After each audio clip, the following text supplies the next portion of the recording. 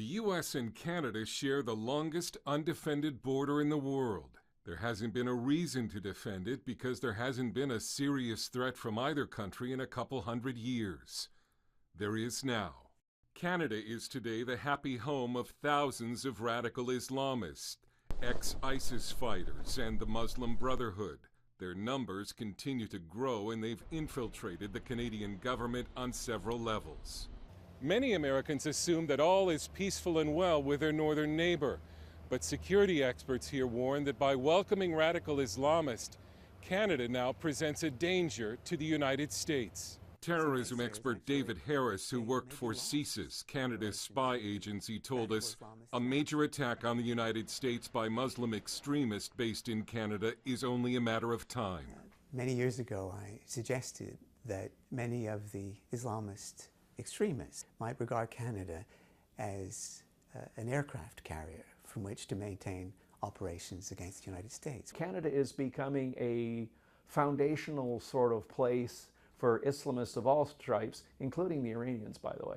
Thomas Quiggin is one of the authors of Submission, The Danger of Political Islam to Canada, with a warning to America. He says Canada is in denial over the terror threat it's created for itself and the United States. And the denier-in-chief is Prime Minister Justin Trudeau, who welcomed returning ISIS fighters back to Canada, saying they would be a powerful voice. He's actually said in our parliament, sort of like out loud on the public record, that if you were opposed to ISIS fighters returning to Canada, it is because you're Islamophobic. In other words, it's not them that's the issue, it's your opposing their return makes you Islamophobic, it makes you racist. I think there's the idea that, well, we need to welcome everyone because everyone's wonderful, so kumbaya. Toronto Sun columnist and XM Sirius Canada host Anthony Furey. Heavens, this notion that ISIS fighters are somehow deserving of kind of a respect and a cultural accommodation just as much as anyone else is nonsense. Assalamu alaikum. Hello, my friends.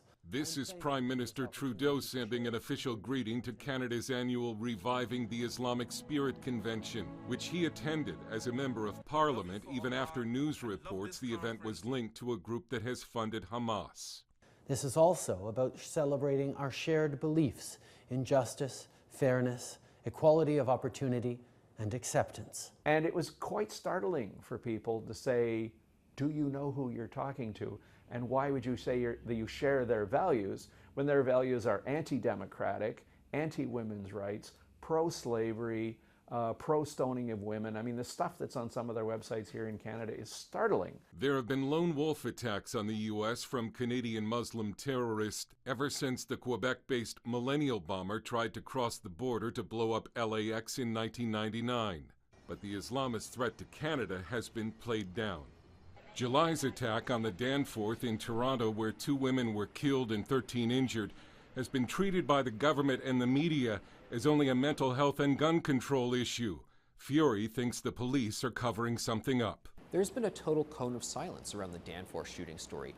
I wrote a feature where I found out that the family statement, which said mental illness, nothing to see here, that had actually been sort of co-authored and put together by a spin doctor and also a Muslim community activist. Much of Canada's mainstream media seems to stand with the Islamists. The Toronto Star announced it was no longer using the name the Islamic State because something so barbaric could not be Islamic. Parliament passed the notorious M103 anti-Islamophobia motion last year. Critics call it a government attempt to silence any criticism of Islamists in Canada.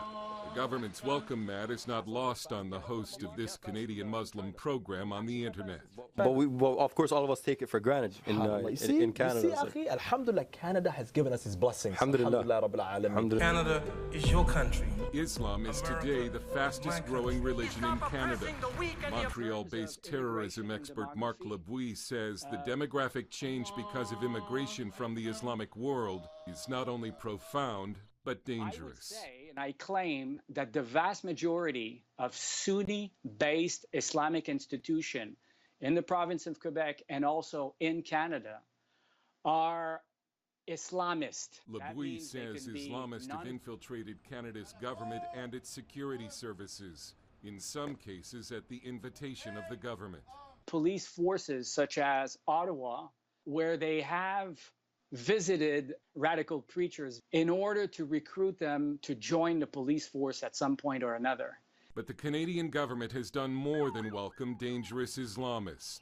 Quiggin accuses it of funding terrorism through its financial support of some Muslim groups. And if terrorists based here attack the U.S., he won't be surprised. In the past, I think Canada would have had a defense. We could say, look, we tried to get this stuff stopped, but we failed. But if it happens this time, we won't have that defense. The problem is so advanced, the government agencies in charge of our national security are so compromised that it will be very, very difficult to be able to turn things around.